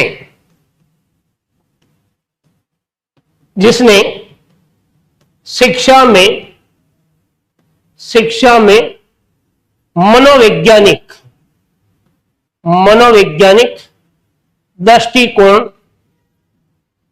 दृष्टिकोण को दिया। शिक्षा में मनोवैज्ञानिक दृष्टिकोण यानी कि शिक्षा देते समय टीचर को मनोविज्ञान का प्रयोग करना चाहिए। ये बात किसने कही थी? रूसो ने। इस बात का उल्लेख एमाइल पुस्तक में भी मिलता है। इसलिए तो कह रहा है, रूसो क्या कहता है, यदि बच्चा गिर रहा तो गिरने दीजिए, वो अपने अनुभव से सीखेगा, उसको डांटने की आवश्यकता ही नहीं है, वो समय के साथ क्या होगा? अपने आप सीखेगा। इसका मतलब मनोविज्ञान कहता है कि बालक को केंद्र में रखो, बालक की इच्छा अनुसार उसे सिखाओ, बालक को जब उसकी रुचि हो तभी उसे सिखाओ। तो इस दृष्टि से रूसो आंसर बिल्कुल क्या होगा? सही होगा। अब मेकाले क्यों नहीं होगा? मेकाले को तो आधुनिक शिक्षा के अंतर शिक्षा का मैग्ना कार्टा कहा गया। मेकाले ने नई शिक्षा पद्धति को लेकर काफी तथ्यात्मक जानकारी दी। मोंटेसरी ने शिक्षा में मनोवैज्ञानिक प्रवृत्तियों को दिया। इसने क्या दिया?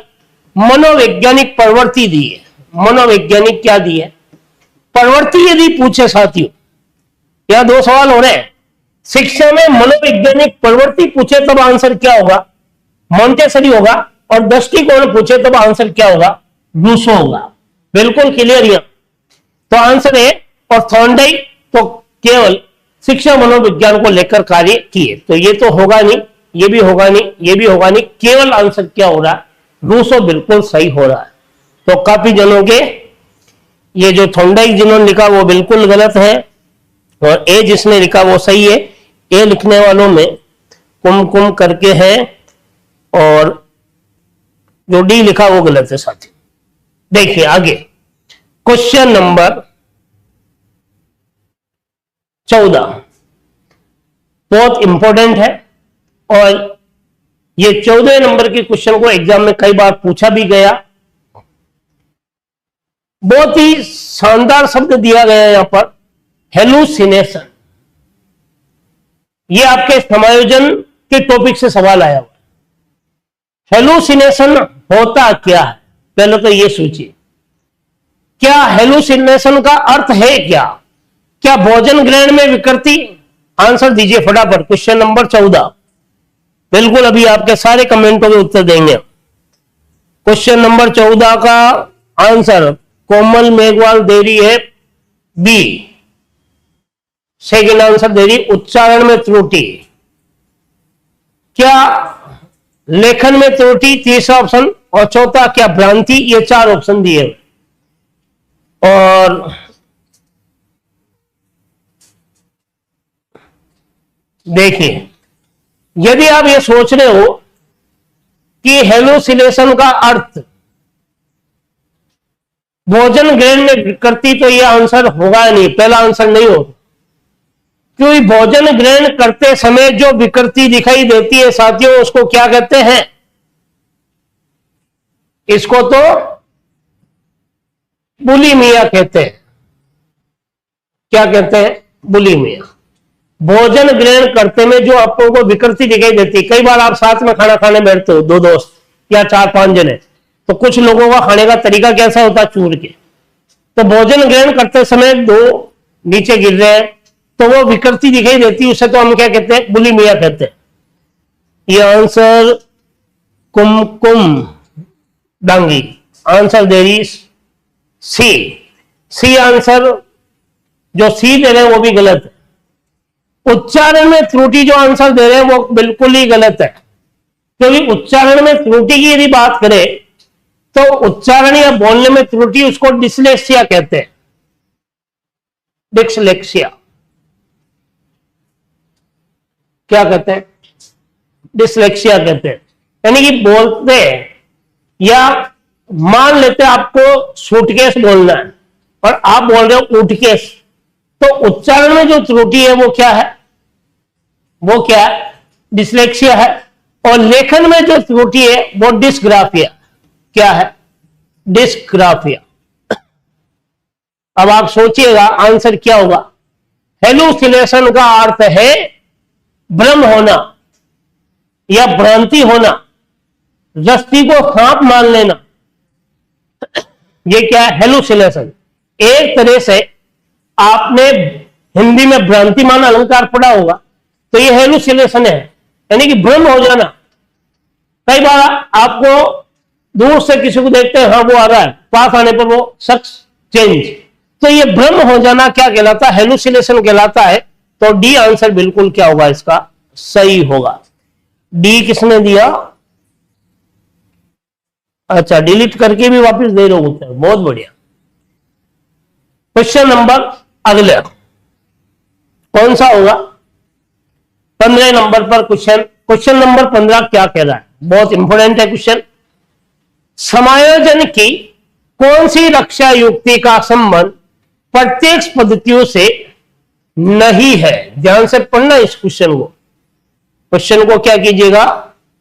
ध्यान से पढ़िएगा कि समायोजन की, अगर आपने रक्षा तंत्र पढ़े हैं या आत्मरक्षा युक्ति पढ़ी है या समायोजन की पद्धतियां पढ़ी है या समायोजन की प्रणाली पढ़ी है, वहीं से यह सवाल पूछा हुआ कि समायोजन की कौन सी रक्षा युक्ति का संबंध प्रत्यक्ष पद्धति से नहीं है? पहला विश्लेषण, दूसरा प्रतिस्थापन, तीसरा अन्य मार्गों की खोज और चौथा है तदालीकरण, जिसका एक नाम तदात्मीकरण है। क्या है साथियों? तदात्मीकरण। इसको आत्मीकरण भी कहते हैं। क्या कहते हैं? आत्मीकरण भी कहते हैं। ये चार ऑप्शन है। अब आंसर दीजिए फटाफट। कितने जने दे रहे हैं? क्वेश्चन नंबर 15 चौथा दे रहे हैं,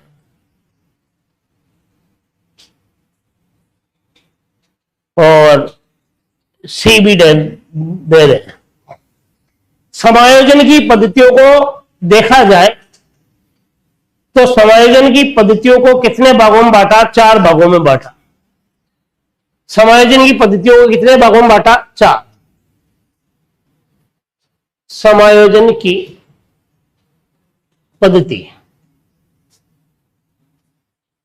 4 कौन कौन सा? एक तो क्या है? प्रत्यक्ष। दूसरे नंबर पर अप्रत्यक्ष हो गई। तीसरे नंबर पर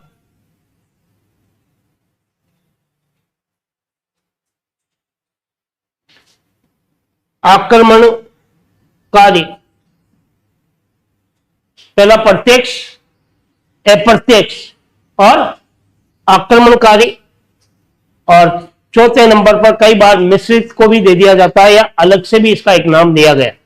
अब यहां क्या पूछ रहा है कि प्रत्यक्ष पद्धति नहीं है। प्रत्यक्ष पद्धति के अंदर कौन कौन सी आती है? प्रत्यक्ष पद्धति की यदि मैं बात करूं तो प्रत्यक्ष पद्धति में 4 पद्धतियां आती है। कौन कौन सी? सबसे पहले पद्धति आती है बाधाओं को दूर। बाधाओं को दूर। दूसरे नंबर पर लक्ष्य का प्रतिस्थापन।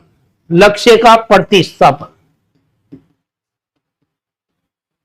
तीसरे नंबर पर विचार विश्लेषण। और चौथे नंबर पर अन्य मार्गों की खोज। अन्य मार्गों की खोज। तो ये 4 पद्धति है। ये 4 तो क्या है? ये समायोजन की प्रत्यक्ष पद्धति है। तो इन चारों में से देखिएगा प्रत्यक्ष नहीं है तो विश्लेषण आ गया, इसका मतलब ये तो है। प्रतिस्थापन आ गया, ये भी है।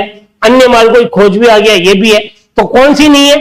तदात्मीकरण नहीं है, और ये तादात्म्यकरण कौन सी? अप्रत्यक्ष पद्धति है। कौन सी? अप्रत्यक्ष पद्धति है। इसका मतलब आंसर जो होगा वो डी आंसर क्या होगा? सही होगा। बाकी ये विश्लेषण, विस्थापन, अन्य मार्ग खोज, ये क्या हो जाएंगे? गलत। आंसर केवल क्या है? तदात्मीकरण, आत्मीकरण। और इस तदात्मीकरण या तदात्मीकरण भी बोलते हैं, तालमेल बैठाना कहते हैं। तालमेल बैठाने से एडजस्टमेंट करना। इच्छा तो नहीं है फिर भी एडजस्टमेंट करते हो, जबरदस्ती कई बार करते हो ना, तो ये क्या कहलाता? तदात्मीकरण। स्वीकार तो नहीं है फिर भी आप स्वीकार करते हो, वो भी क्या कहलाता?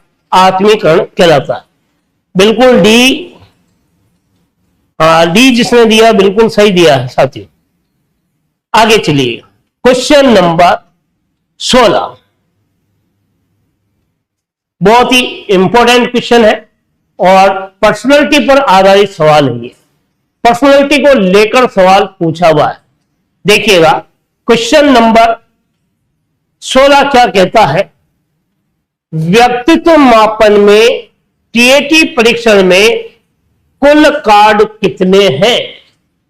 यदि आप लोगों ने पर्सनैलिटी को पढ़ा है ढंग से और उसमें भी अगर व्यक्तित्व मापन की विधियों को पढ़ा है, मेथड को पढ़ा है या प्रशिक्षण को पढ़ा है, व्यक्तित्व मापन के कौन कौन से परीक्षण हुए, तो इस आंसर को आप दे सकते हो।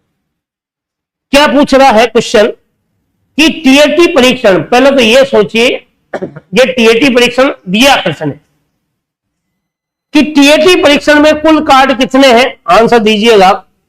16 10 दे रहे हैं, 10 देने वाले कोमल मेघवाल। ये आंसर गलत है। 10 जो भी दे रहा आंसर गलत है। व्यक्तित्व मापन के टीएटी परीक्षण की बात हो रही है, यहां पर दी मैट्रिक एप्लीकेशन टेस्ट की बात हो रही है।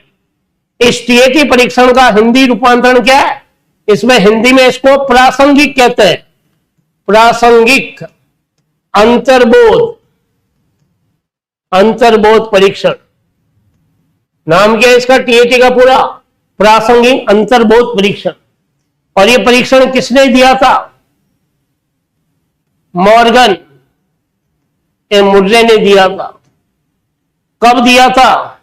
1935 में दिया था। आगे बात करेंगे फिर। तो इसमें कार्ड कितने हैं? क्या 10 है, 20 है, 31 है या 41 है? से ये से देने वाले जो से आंसर दे रहे हैं या सी आंसर जो दे रहे हैं वो आंसर तो क्या होगा साथियों? बिल्कुल क्या हो जाएगा? सही हो जाएगा। क्यों हो जाएगा? मैं तो इस पर चर्चा करनी है अपन को कि आखिर टीएटी परीक्षण के कुल कार्ड 31 है तो 31 कैसे हुए? 10 और 20 और 41 क्यों नहीं हुए? तो टीएटी परीक्षण देने वाला जो व्यक्ति था उस व्यक्ति का नाम मैंने बताया था कि मॉर्गन ए मुर्रे था, जिसने प्रासंगिक अंतर्बोध परीक्षण दिया जिसका नाम था दी मैट्रिक एप्लीकेशन टेस्ट। इसने यह कहा था कि कुल कार्ड कितने हैं? कुल कार्ड 31 बताए थे। कितने बताए थे? 31। और इसमें 10 कार्ड जो होते हैं वो पुरुष के हैं। 10 कार्ड किसके हैं? पुरुष के हैं। और 10 कार्ड इसने जो बताए थे वो बताए महिला के। किसके होते हैं? महिला के। शेष जो 10 कार्ड है वो होते हैं स्त्री व पुरुष, दोनों के सम्मिलित होते हैं। तो ये टोटल तो कितने हो गए? 30 हो गए। अब एक कार्ड जो होता है, यानी कि एक कार्ड जो है वो क्या है? ब्लैंक है, जिसको हम क्या कहते हैं? रिक्त कहते हैं। क्या कहते हैं? रिक्त। यानी कि इस परीक्षण में क्या होता है? ये आपका जो परीक्षण है 14 वर्ष के बालक बालिकाओं के लिए विशेष उपयोगी, और ये व्यक्तिगत परीक्षण भी है। पर्सनालिटी मापने का कौन सा परीक्षण है? ये व्यक्तिगत भी है और साथ में ये सामूहिक भी है। दोनों रूपों में काम में लिया जाता है और 14 वर्ष के बालकों के लिए विशेष उपयोगी। इसमें क्या होता है, कार्ड दिखाया जाता है। क्या दिखाया जाता है, कार्ड। यदि आप लोगों ने कभी अंक का टेस्ट कराने गए होंगे कि अंक में कम दिख रहा है, तो वहां पर इसी तरह कार्डों का क्या होता है, प्रयोग। आपको जल्दी जल्दी देखना होता है इसमें क्या दिखाई दे रहा है इसमें, और उसके बाद आपसे पूछा जाता है और कई बार अभिव्यक्ति दिखाई जाती है उस कार्ड पर। बच्चा जैसी अभिव्यक्ति लिखता है वैसा ही क्या होता है, उसका व्यक्तित्व मापा जाता है। और 10 कार्ड देने वाला परीक्षण जो था वो बाल संपत्ति है। कौन सा परीक्षण है, बाल संपत्ति परीक्षण है। जो किसने दिया था, बाल संपत्ति परीक्षण देने वाला जो व्यक्ति था वो बेलोक था, बेलोक। कौन था, बेलोक। और 20 कार्ड का कोई सी परीक्षण में उल्लेख नहीं हुआ, 41 का भी कहीं उल्लेख नहीं हुआ। तो आंसर आपके क्या हो गया, ये 31 वाला बिल्कुल सही है, बाकी आंसर क्या हो गया, गलत है। तो बिल्कुल बहुत ही इंपॉर्टेंट क्वेश्चन था, क्वेश्चन नंबर 16। आगे चलिएगा, क्वेश्चन नंबर 17 की बात कर रहे हैं आप और हम दोनों मिलकर। क्वेश्चन नंबर 17 क्या कहता है, तनाव का जनक किसे बताया गया। बिल्कुल आज सारे क्वेश्चन फैक्ट पर आधारित पूछे रहा हूं। तनाव का जनक किसे कहा गया है। क्या दुश्चिंता के समय व्यक्ति तनाव में आता है, इसका मतलब दुश्चिंता क्या तनाव को उत्पन्न करने वाली है, जनक है। क्या क्रोध तनाव का जनक है, या फिर कई बार आप कॉम्प्लिकेट हो जाते हैं, द्वंद्व हो जाता है, संघर्ष होता है कि क्या करूं क्या ना करूं, क्या वो तनाव का जनक है या असंतुष्टि तनाव का जनक है। तो तनाव का जनक की बात करें तो तनाव का जो संबंध है, पहले तो ये देखिएगा तनाव का संबंध, यहां 2-3 सवाल तैयार होंगे। तनाव का संबंध वर्तमान से रहता है, किससे रहता है साथियों, तनाव का संबंध वर्तमान से रहता है।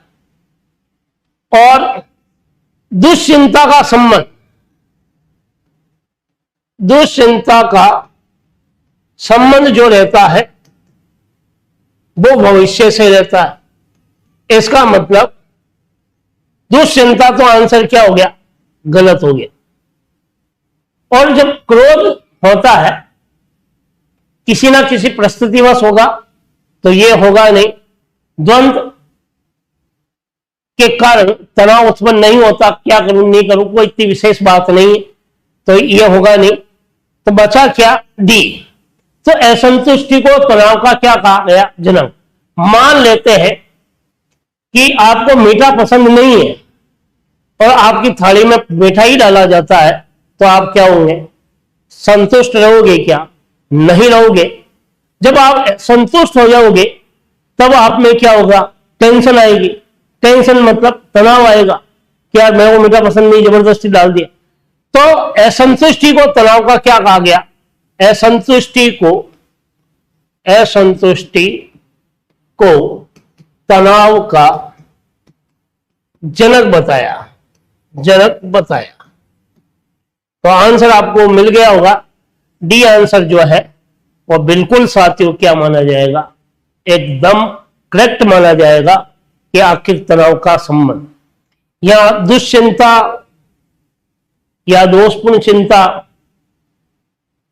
दुश्चिंता एक चेतन मन में रहती है। दुश्चिंता का संबंध किससे है, अचेतन मन से है। और द्वंद्व का एक नाम क्या है, संघर्ष भी है। बिल्कुल ये कुछ एक्स्ट्रा चीज आपको बताई है।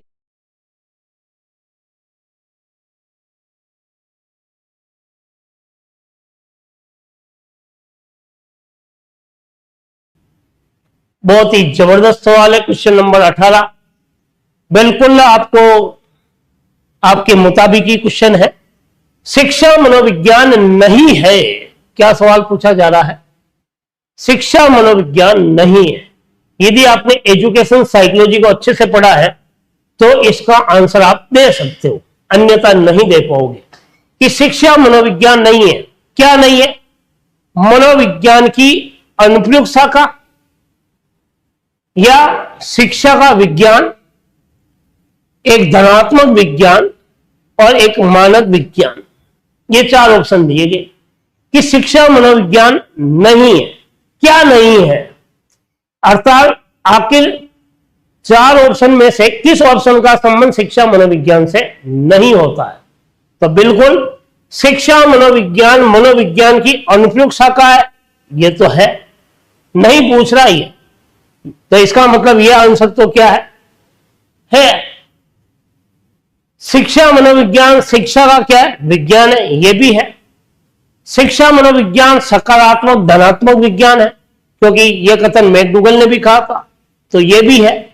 इसका मतलब नहीं है जो कौन सा आ गया, क्या शिक्षा मनोविज्ञान मानव विज्ञान है? मनोविज्ञान मानकीकृत विज्ञान है, शिक्षा मनोविज्ञान तो मनोविज्ञान की क्या है? शाखा है। आंसर ये नहीं है, इसका मतलब आंसर आपका क्या हो गया? डी आंसर क्या होगा? बिल्कुल सही होगा, ये है, तो ये आंसर क्या हो गया? गलत। तो बहुत ही इंपॉर्टेंट सवाल है, और ये क्वेश्चन जो पूछा गया ये शिक्षा मनोविज्ञान की प्रकृति से सवाल पूछा हुआ है। शिक्षा मनोविज्ञान की जो प्रकृति है, या फिर मैं यूं कहूं नेचर, एजुकेशन के नेचर से ये सवाल पूछा हुआ है। तो कम से कम 8 विशेषताएं जब आप पढ़ोगे तो शिक्षा मनोविज्ञान से संबंधित है। इसके अलावा जो विशेषताएं होती है उसमें यह विशेषता आ गई जो कि है नहीं, इसलिए यहां पूछा गया कि शिक्षा मनोविज्ञान नहीं है। क्या नहीं है? एक मानक विज्ञान नहीं है। बाकी अनुप्रयुक्त क्यों है? क्योंकि ये जो भी बात कहता है कार्य और काल में संबंध बताकर कहता है, प्रयोग पर आधारित कहता है। दूसरा विज्ञान है, विज्ञान का मतलब जो लॉजिक पर बात करता है, धनात्मक है, बच्चों के में सकारात्मक पॉजिटिव साइंस के रूप में ये बात कहता है। और धनात्मक विज्ञान की यदि बात करें तो धनात्मक विज्ञान को मैकडूगल ने भी माना था। इसके अलावा यदि हम बात करें तो वाटसन के द्वारा भी कथन कहा गया कि शिक्षा मनोविज्ञान एक धनात्मक सकारात्मक विज्ञान है। मैकडूगल ने तो आचरण और व्यवहार को लेकर बात की, हालांकि शुरुआत में मैकडूगल धनात्मक के पक्ष में था, इसलिए आंसर उस समय क्या लिखा गया? धनात्मक के रूप में मैकडूगल को भी लिखा गया। और लेकिन लोकप्रिय जो कथन था वो वाटसन का था। बिल्कुल क्लियर। अगले क्वेश्चन पर अपन चलते हैं, क्वेश्चन नंबर 19। बहुत ही इंपॉर्टेंट है क्वेश्चन नंबर 19। ज्ञान तभी उपयोगी है जब वे स्वयं के निरीक्षण के द्वारा प्राप्त किया गया हो, इसका संबंध है। कहने का मतलब ज्ञान तभी उपयोगी है जब कोई भी व्यक्ति अपने स्वयं उसका आकलन करता है, क्या उसने सीखा या नहीं सीखा। इसका संबंध किससे माना गया है? बहुत ही महत्वपूर्ण क्वेश्चन है साथियों। और ये अगर मेथड को अगर आप लोगों ने पढ़े हैं अलग अलग वीडियो को देने वाला, तो आप आंसर तक पहुंच जाओगे। वापिस सुनिएगा, ज्ञान तभी उपयोगी है जब वह स्वयं के निरीक्षण के द्वारा प्राप्त किया गया हो, तभी क्या माना जाएगा? उपयोगी माना जाएगा। तो क्या इसका संबंध प्रश्नोत्तर विधि से होता है? क्या इसका संबंध साक्षात्कार विधि से होता है? क्या इसका संबंध प्रदर्शन विधि से होता है? क्या इसका संबंध हार्डोस्टिक विधि से होता है? तो सबसे पहले अपन बात करते हैं प्रश्नोत्तर विधि की। तो प्रश्नोत्तर विधि में क्या होता है? आप स्वयं मूल्यांकन नहीं कर पाते, क्योंकि प्रश्नोत्तर विधि जो है वो सुकरात की है। किसकी है? सुकरात की। साक्षात्कार में क्या है कि आमने सामने होना आवश्यक है, यानी आमने सामने। तो साक्षात्कार में क्या है? आमने सामने। लेकिन आप स्वयं मूल्यांकन नहीं कर सकते, सामने वाला क्या कर रहा है? आपका मूल्यांकन। इसलिए इसको क्या माना गया? वार्तालाप। साक्षात्कार को क्या कहा गया? वार्तालाप। और साक्षात्कार को वार्तालाप किसने कहा? एग्जाम में सवाल पूछा गया एक बार कि कौन सा व्यक्ति ने साक्षात्कार को वार्तालाप कहा, तो उस व्यक्ति का नाम था जॉन जी डालेर। क्या नाम था? साक्षात्कार को मौखिक वार्तालाप कहा था इसने। फिर प्रदर्शन विधि में केवल क्या होता है, प्रदर्शन होता है और सामने वाला मूल्यांकन करता है। इसमें केवल क्या होता है, प्रदर्शित किया जाता है, और दूसरा इसका क्या करता है, मूल्यांकन। तो आंसर जो होगा वो क्या होगा, डी। ये आंसर होंगे नहीं। अब हार्वेस्टिंग विधि का देने वाला, इसका प्रतिपादक कौन है, पहले तो ये सोचिए। प्रतिपादक जो था वो आर्मस्ट्रॉन्ग है। कौन है साथियों, आर्मस्ट्रॉन्ग इसका प्रतिपादक है। और हार्वेस्टिंग का अर्थ क्या है, खोज, यानी अन्वेषण। जब खोज करता है तो कौन करता है, व्यक्ति खुद करता है। तो यह क्या है, स्वयं निरीक्षण के द्वारा उसको कितना प्राप्त हुआ या नहीं हुआ, इसका संबंध किससे, हार्वेस्टिंग विधि से है। तो बिल्कुल 19वें का जो आंसर है वो क्या है, डी आंसर क्या है साथियों, बिल्कुल सही है। तो 19वां जो क्वेश्चन था उसका आंसर क्या माना गया, डी। और आज की कक्षा का लास्ट और अंतिम जो क्वेश्चन है, देखिएगा इस सेशन का अंतिम क्वेश्चन, क्वेश्चन नंबर 20 आपकी स्क्रीन पर। शिक्षण अधिगम प्रक्रिया के आधार स्तंभ, वापिस क्या आ रहा है, शिक्षण अधिगम प्रक्रिया का आधार स्तंभ की बात हो रही है। ध्यान से समझना इसको।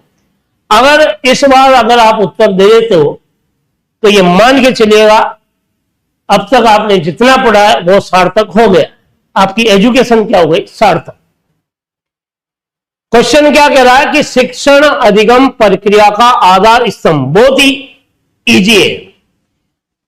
क्या शिक्षक है, क्या शिक्षण अधिगम प्रक्रिया का आधार स्तंभ छात्र है, या शिक्षक छात्र और प्रेरणा तीनों है, या केवल मापन और मूल्यांकन है। दिमाग लगाइएगा और उत्तर तक आप पहुंच सकते हो। व्यवहार पर आधारित सवाल है साथियों कि शिक्षण अधिगम प्रक्रिया का आधार, शिक्षण की प्रक्रिया का तो आधार है।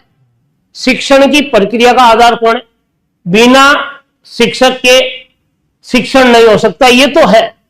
लेकिन सीखने का आधार होगा या नहीं होगा, ये गारंटी नहीं है। इसका मतलब ये आंसर क्या हो गया, ये आंसर शिक्षक क्या हो गया, नहीं। सीखा किसके रहे हो, शिक्षण किसे करवा रहे हो, छात्र। तो ये आधार है किसका, शिक्षण की प्रक्रिया का। लेकिन अधिगम कर पाएगा ये नहीं कर पाएगा, ये कोई जरूरी नहीं है। ये भी आंसर क्या है, नहीं होगा। मोटिवेशन मिलेगा तो हो सकता है वो पढ़ ले, लेकिन इसकी भी गारंटी नहीं है, क्योंकि गारंटी कहां छिपी हुई है, मूल्यांकन में। मूल्यांकन ही बताता कि बच्चे ने क्या सीखा या नहीं सीखा, मापन ही ये बताता है। तो इसका मतलब ये भी आंसर नहीं है। आंसर क्या होगा, डी आंसर क्या होगा, बिल्कुल सही होगा। क्योंकि मान लेते हैं नीट की वैकेंसी आ गई, ठीक है, आप पढ़ रहे हो, मैं पढ़ा रहा हूं, एग्जाम नहीं होंगे तो क्या वो अधिगम प्रक्रिया पूरी हो जाएगी? जब तक मापन और मूल्यांकन नहीं होगा तब तक शिक्षण अधिगम प्रक्रिया चलायमान नहीं हो सकती। इसीलिए शिक्षण अधिगम प्रक्रिया के दो आधार स्तंभ किसको माना गया, दो आधार स्तंभ। दो आधार स्तंभ बताने का की बात किसे कही गई, एक तो मापन को और दूसरा किसको कहा गया साथियों, मूल्यांकन को कहा गया। ये दोनों शिक्षण अधिगम प्रक्रिया के क्या माने गए, आधार स्तंभ माने गए। तो ये डी जो आंसर है, यह आंसर क्या है, बिल्कुल सही है। तो आज जो मनोविज्ञान की प्रश्नोत्तरी का क्रम शुरू अपन ने किया है, बिल्कुल ये 20 क्वेश्चन के रूप में आपके सामने मैं पहली बार प्रस्तुत हुआ हूं। और उदयपुर जो वागड़ से काफी जुड़ा हुआ है, और बिल्कुल मैं ये मानता हूं कि इस बैच में मैंने इतना पढ़ाया है सर, और काफी लोग लगे भी है। बिल्कुल यदि आपको मनोविज्ञान के प्रश्नोत्तरी अगर अच्छी लगी है तो इस वीडियो को ज्यादा से ज्यादा क्या कीजिएगा, शेयर कीजिएगा। अगली प्रश्नोत्तरी में फिर मुलाकात करेंगे कुछ नए प्रश्नों के साथ। बिल्कुल अगर ये प्रश्नोत्तरी का क्रम चल रहा है तो बिल्कुल आपके पास इतने एग्जाम से पहले तक इतने सारे आपके पास सवाल आ जाएंगे जो आपकी परीक्षा की दृष्टि से काफी महत्वपूर्ण रहेंगे, सार्थक रहेंगे। बिल्कुल एक बार पुनः आप अपना ख्याल रखिएगा। और अगले प्रश्नोत्तरी में फिर मुलाकात करेंगे। तब तक के लिए अपना ध्यान रखिएगा। जय हिंद, जय भारत।